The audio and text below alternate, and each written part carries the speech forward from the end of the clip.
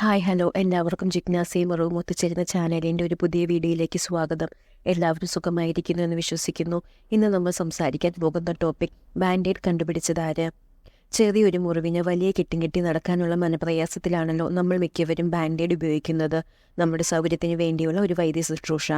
എന്നാൽ ബാൻഡേഡിൻ്റെ കണ്ടുപിടുത്തം വെറും സൗകര്യത്തിന് വേണ്ടിയായിരുന്നില്ല, മറിച്ച് പൊറുതികേടിൽ നിന്നായിരുന്നു.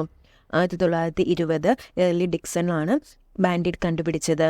അമേരിക്കയിലെ ജോൺസൺ ആൻഡ് ജോൺസൺ കമ്പനിയിൽ ജോലി ചെയ്തു വരികയായിരുന്ന അദ്ദേഹം 1917 വിവാഹം കഴിക്കുന്നത്. എവിടെ തൊട്ടാലും മുറിയുന്നതായിരുന്നു ഭാര്യ ജോസഫിൻ ഡിക്സന്റെ ശരീരപ്രകൃതി. രാത്രി ജോലിയും കഴിഞ്ഞ് തിരിച്ചെത്തുന്ന ഏർലിക്ക് രുചികരമായ ഭക്ഷണം ഉണ്ടാക്കി വെക്കുന്നതിനോടൊപ്പം ജോസഫിൻ കയ്യിലും മറ്റും ഒട്ടേറെ മുറിവുകളും ഉണ്ടാക്കി വെച്ചിട്ടുണ്ടാകും. ഭക്ഷണം പാകം ചെയ്യുന്നതിനിടയിൽ അടുക്കളയിൽ വെച്ച് കത്തികൊണ്ട് മുറിഞ്ഞവയായിരിക്കും അവ. വിവാഹം കഴിഞ്ഞ ആഴ്ചയിൽ തന്നെ തുടങ്ങിയ ഈ മുറിവുകൾ തുടർന്നുകൊണ്ടേയിരുന്നു. മുറിവ് പറ്റുമ്പോഴെല്ലാം മരുന്ന് തേടിപ്പോകാനും ബാൻഡേഡ് കെട്ടാനും ഇരുവരും ഏറെ ബുദ്ധിമുട്ടി.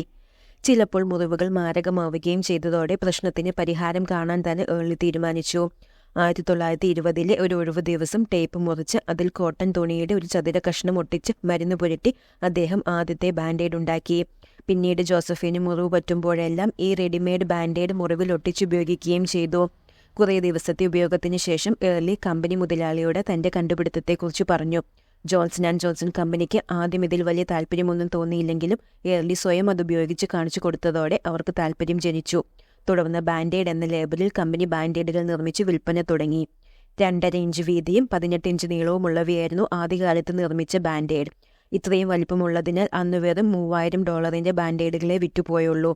1924 യന്ത്രങ്ങൾ ഉപയോഗിച്ച് കൂടുതൽ സൗകര്യപ്രദമായ ബാൻഡേഡുകൾ നിർമ്മിച്ചതോടെ അവയുടെ വിൽപ്പന കുത്തനെ ഉയരാൻ തുടങ്ങി. 2001 കണക്കനുസരിച്ച് വർഷം തോറും 100 കോടിയിലധികം ബാൻഡേഡുകൾ നിർമ്മിച്ചു വരുന്നു. തന്റെ കണ്ടുപിടുത്തം കമ്പനിക്ക് ദാനം ചെയ്ത ഏർലിയെ ജോൺസൺ ആൻഡ് ജോൺസൺ അവസാനം വരെ കൈവിട്ടില്ല. സർവീസിൽ നിന്നും വിരമിക്കുന്നതുവരെ അദ്ദേഹത്തെ വൈസ് പ്രസിഡന്റ് സ്ഥാനത്തും വിരമിച്ച ശേഷം ഡയറക്ടർ ബോർഡിലും കമ്പനി നിയമിച്ചു.